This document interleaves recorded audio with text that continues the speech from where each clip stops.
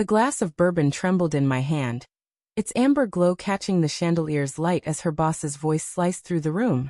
"You must be the guy who keeps Sarah chained to that little life of yours," he said, smirking, his eyes glinting with something sharper than amusement. The words hit like a punch I hadn't seen coming, and the crowded ballroom, filled with clinking glasses and forced laughter, seemed to shrink, the air thinning around me.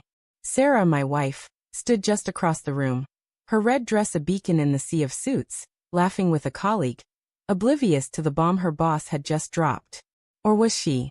I forced a smile, my jaw tight, and muttered, "Chained? That's a new one." My heart thudded, a dull rhythm against the jazz band's upbeat tempo. Richard, her boss, leaned closer, his cologne sharp and invasive, his voice low. "Oh, come on, man. She's out here shining, and you're what? A school teacher? She could do so much more." His words weren't just a jab. They were a challenge, laced with a smug certainty that made my skin crawl. I glanced at Sarah again. Her eyes met mine for a fleeting second, and she smiled, but it didn't reach her eyes. Something was off. It had been for months. The party was in full swing at the upscale downtown hotel, all polished marble floors and gold-trimmed walls. Waiters wove through the crowd with trays of canapés, their faces blank, while Sarah's co-workers traded corporate banter.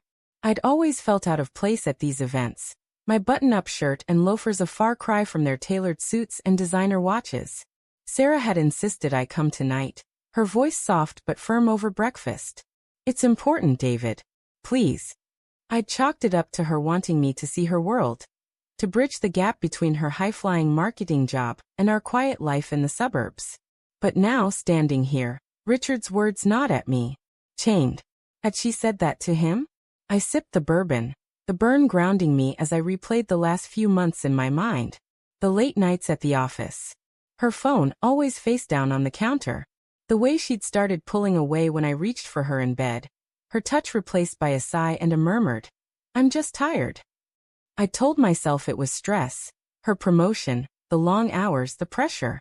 But Richard's smirk lingered in my head, a splinter I couldn't dislodge. I crossed the room toward Sarah, my steps deliberate, the crowd parting like a tide. "Having fun?" I asked, sliding a hand around her waist. Her body stiffened, just for a moment, before she leaned into me, her perfume sweet and familiar. "It's work, you know? Networking," she said, her voice light but her eyes darting to the side. The colleague she'd been talking to, a guy with slicked back hair and a too white smile, nodded at me, then excused himself. I watched him go, his hand brushing Sarah's arm as he passed. My stomach twisted. "Richard seems friendly," I said, keeping my tone casual, though my pulse betrayed me. Sarah's laugh was sharp, almost nervous. "Oh, he's just like that. All bark, no bite." She sipped her wine, her lips leaving a faint red stain on the glass. I wanted to believe her, to let the moment pass, but the air between us felt heavy, like the pause before a storm breaks. "He said something about me holding you back." I pressed, my voice low. Her eyes flickered, and for a split second, I saw something: guilt? Fear? Before she masked it with a smile. "He's an idiot, David.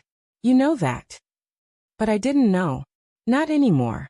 The rest of the night blurred, small talk with her coworkers, their polite questions about my job, my life, all of it feeling like a performance. I watched Sarah move through the room, her laughter brighter with them than it ever was at home. She was magnetic, radiant, and I'd always loved that about her. But tonight, it felt like she was slipping away, like a song I could still hear but couldn't quite catch. When we got home, the house was quiet, the kind of quiet that amplifies every thought. Sarah kicked off her heels, her movements quick, distracted. "I'm exhausted," she said, heading for the bedroom. I stood in the kitchen, staring at the counter where her phone lay, screen dark. I'd never checked it before. Never needed to. But Richard's words echoed, and my hand moved before my brain could catch up. I unlocked it. Her passcode was our anniversary, a detail that now felt like a cruel irony. The messages were there, buried in a thread with Richard. Not many, but enough. "You deserve better," he'd written weeks ago. "Someone who gets you." Her reply: "I know. It's just complicated." My chest tightened, the words blurring as I scrolled. Late-night texts. A photo of them at a bar, her hand on his arm. Nothing explicit, but every word screamed what I'd been too blind to see. She hadn't just drifted. She'd chosen. I don't know how long I stood there, the phone cold in my hand, my heart a mess of rage and grief. When Sarah came back into the kitchen, her face paled. "David, what are you doing?" Her voice was a whisper, fragile, like she already knew. "You tell me," I said, holding up the phone. My voice cracked, betraying the calm I was trying to hold on to. "What is this, Sarah? What are we?" She opened her mouth, then closed it, her eyes filling with tears.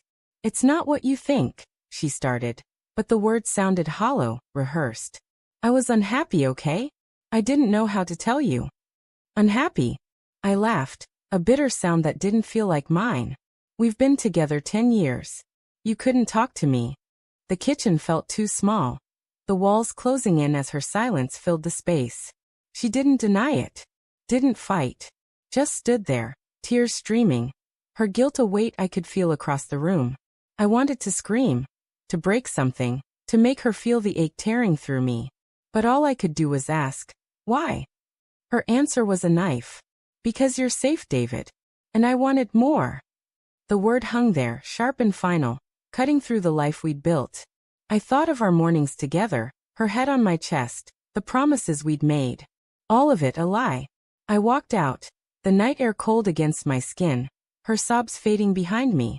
Richard's smirk flashed in my mind, but it wasn't him I hated. It was her.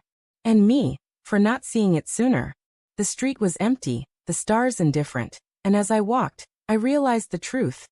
The man I was, the one who loved her, didn't exist anymore. Not to her. And maybe not to me.